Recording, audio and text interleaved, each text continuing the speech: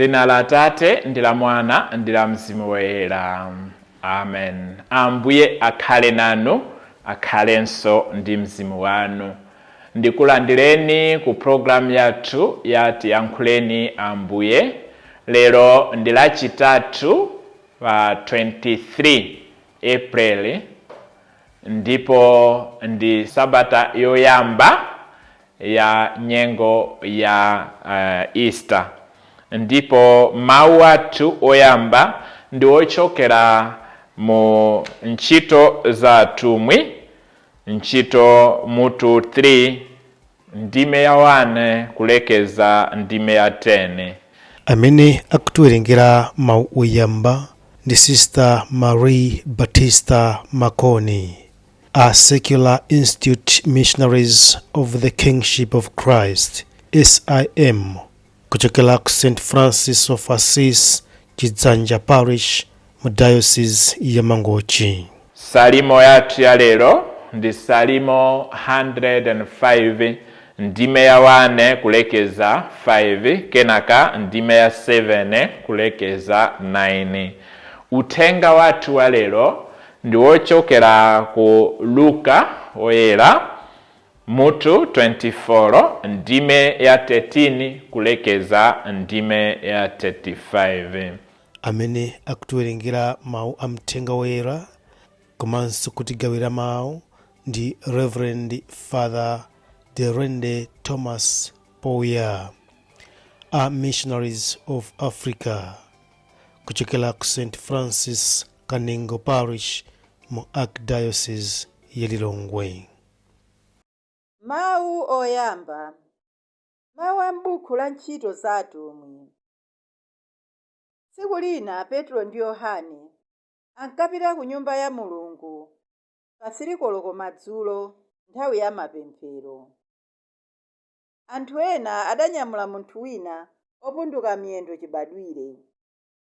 Masiku onse ankamuyika pa khomo la nyumba ya Mulungu lotchedwa khomo lokongola, kuti iye azipempha kwa anthu olowa m'nyumbamo. Pamene iye adaona Petro ndi Yohane akulowa nyumba ya Mulungu, adawapempha kuti ampatseko kanthu. Iwo adampenyetsetsa, ndipo Petro anamuwuza kuti, "Tatiyang'ana." Iye anawayang'anadi naganiza kuti alandira kanthu kwa iwo. Koma Petro anamuwuza kuti, "Ndalama ndilibe, koma ndikupatsa chimene ndili nacho. M'dzina la Yesu Khristu wa ku Nazareti, yenda." Atatero anamugwira dzanja lamanja namuyimiritsa. Pompo mapazi ake ndi akakolo ake adalimba, adalumpha nayimirira, nayamba kuyenda, ndipo adalowa nawo nyumba ya Mulungu, akuyenda ndi kulumpha ndi kutamanda Mulungu. Anthu onse anamuona akuyenda ndi kutamanda Mulungu. Anazindikira kuti ndi yemwe uja ankakhala pa khomo lokongola la nyumba ya Mulungu. Ndipo adazizwa ndithu ndi kudabwa ndi zimene zidachitikira. Mawu a Ambuye. Tithokoze Mulungu. Ambuye akhale nanu, akhalenso ndi mzimu wanu. Mawu a mthenga wabwino monga adalembera Luka Woyera. Ulemu kwa inu Ambuye. Tsiku lomwelo ophunzira awiri ankapita ku mudzi wotchedwa Emausi. Kuchokera ku Emausi kufika ku Yerusalemu ndi mtunda wokwanira ngati makilomita 11. Ankakambirana za zonse zimene zidachitika. Akukambirana choncho nkumafunsana, Yesu mwini wake adayandikira nkumasagana nawo. Koma maso awo adachita chidima mwakuti sadamzindikire. Tsono Yesu adawafunsa kuti, kodi mukukambirana zotani panjira pano? Apo iwo adayima, nkhope zawo zili zakugwa ndi chisoni. Kenaka mmodzi dzina lake Kleopa adamufunsa kuti, kodi mlendo ndinu nokha mu Yerusalemu muno, wosaziwa zimene zachitika mmenemo masiku apitawa? Yesu adawafunsa kuti, zotani? Iwo adati, za Yesu wa ku Nazareti. Iye anali mneneri amene mawu ake ndi zochita zake zinali zamphamvu pamaso pa Mulungu ndi pa anthu omwe. Akulu a ansembe ndi akulu ena adamupereka kuti azengedwe mlandu ndi kuphedwa, ndipo adampachika pa mtanda. Ife tinkayembekeza kuti iyeyo ndiye azawombole Aisraeli, koma ndizana pamene zidachitika zonsezi. Komanso azimayi ena amugulu lathu anatidabwitsa. Iwo anapita kumanda mmamawa, ndiye amati sadawupeze mtembo wake. Tsono atabwerako amazasimba kuti anaona angelo amene anawawuza kuti Yesu ali moyo. Ena mwa ife anapita kumandako, ndipo anakapezadi monga momwe azimayi aja amasimbira, koma iyeyo sadamuone ayi.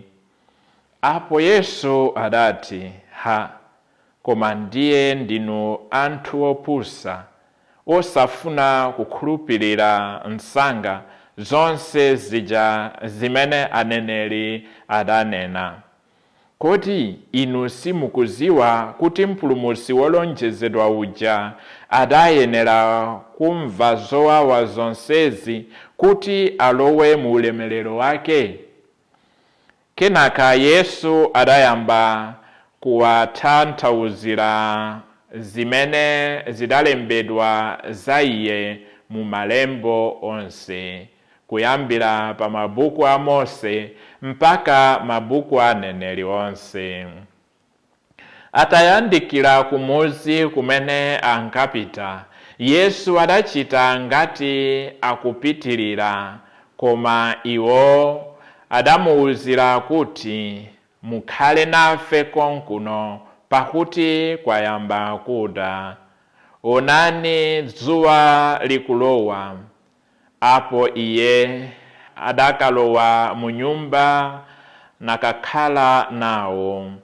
Pamene adakhala nawo podyera, Yesu adatenga buledi, ndipo atathokoza Mulungu adamnyema nawagawira. Nthawi yomweyo maso awo adatsekuka, na muzindikira iye nkuzimirira. Tsono iwo adayamba kukambirana kuti, zoonadi ndithu mitima yathu inachita kuti pwi, muja amalankhula nafe panjira paja, nkumatitanthauzira malembo. Nthawi yomweyo adanyamuka kubwerera ku Yerusalemu, adakapeza ophunzira 11 aja atasonkhana pamodzi ndi anzawo ena, akunena kuti, Ambuye adaukadi, ndipo Simone wawaona. Tsono nawonso awiri aja adafotokoza zimene zidachitika panjira paja, ndiponso mmene iwo adamzindikirira pamene iye ankanyema buledi. Mthenga wa Ambuye. Ulemu kwa inu, Ambuye Yesu Kristu. Mawu a uthenga amene tamvawa akufotokoza mbiri ya ophunzira awiri. So awiriwa sanali mugulu la ophunzira 12 ayi, koma anali mugulu la gulu lalikulu lija limene linkasatira Yesu. So mawu amene akutithandiza kuziwa kuti ophunzira a Yesu sanali 12 okha ayi. Tikukumbukira kuti nthawi ina Yesu adawatuma anthu ochuluka 72 kuti apite. So ndiye kuti analipo ena amene anali pafupi kwambiri ndi Yesu kuti ankamva maphunzitso a Yesu nthawi zonse, koma sanasankhidwe kuti akhale mugulu la ophunzira aja 12. So mmodzi wa ophunzirawa ali ndi dzina lake ndi Kleopa. Winayo dzina palibe, ndiye kuti winayo akhoza kukhala inu kapena ineyo. Iwo adali ndi Yesu ndipo adaona zonse zimene Yesu adachita. Ndi amodzi wa anthu amene adali ndi chikhulupiriro kuti Yesu apulumutsa Aisraeli. Koma tsopano nkhope zawo ndi zakugwa, alibe chisangalalo, ataya mtima, ndipo ali pa ulendo wobwerera kwawo. Yakhala ngati munthu adapita kwina kwake ndi chiyembekezo kuti apindulapo, koma sizinatheke mmene adaganizira. Ali pa ulendo kuti abwerere ku moyo wawo wakale, apite kumuzi kwawo, Emausi. Iwo ali munjira, Yesu anadzasagana nawo ndi kuyamba kuwafunsa. Yesu akuziwa kale zimene zidachitika, koma akuwapasa mwayi kuti afotokoze wokha.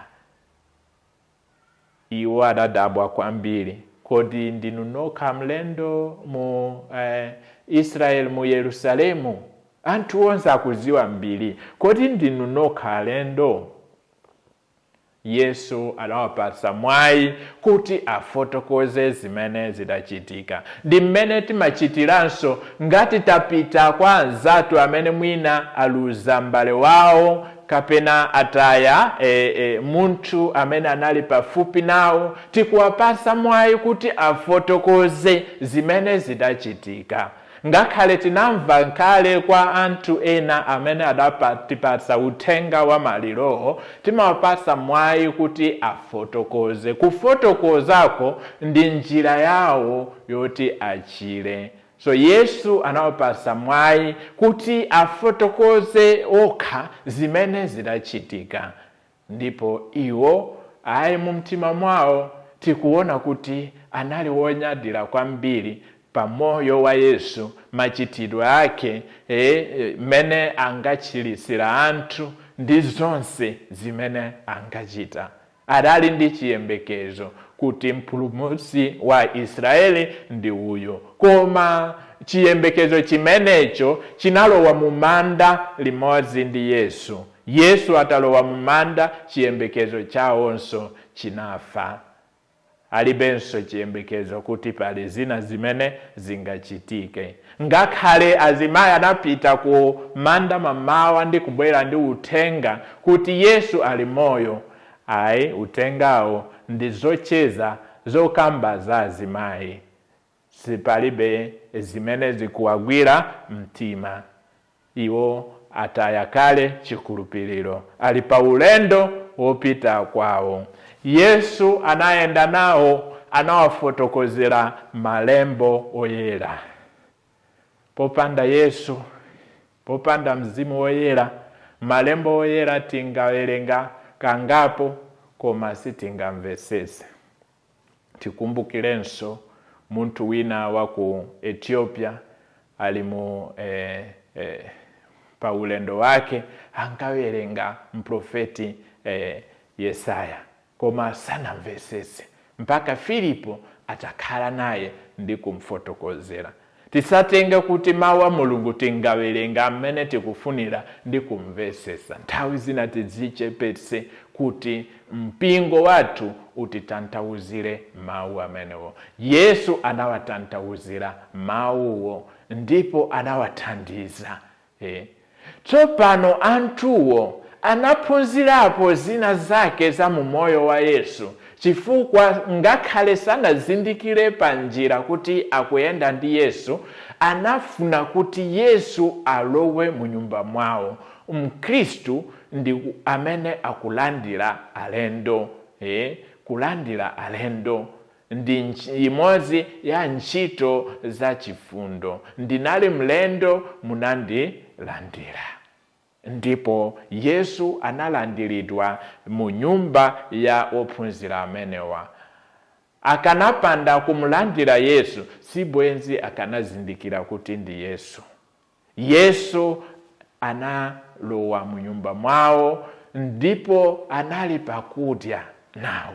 Tikumbukire kuti Yesu asanamwalire analinso ndi ophunzira ake pa sapa yake yomalizira, chakudya cha usiku, chakudya chomalizira. Ndipo pamenepo ndi pamene anapereka thupi lake kwa ophunzira ake. Bredi kutembenuka thupi lake, vinyo kutembenuka magazi yake. Ndipo pamene Yesu adanyema bredi, ophunzira aja anamzindikira. Nafenso Mulungu atithandize kuti timzindikire Yesu nthawi zonse tikamalandira Ukaristiya. Timzindikire Yesu nthawi zonse tikamapereka nsembe ya Ukaristiya. Nafenso timzindikire nthawi zonse tikamaona Yesu mu sakramenti la Ukaristiya, kaya ndi mu kupembeza kwathu, kaya ndi kulandira kwathu. Mawu a Mulungu akwaniritsidwe mu moyo wathu lero ndi nthawi zonse. Amen.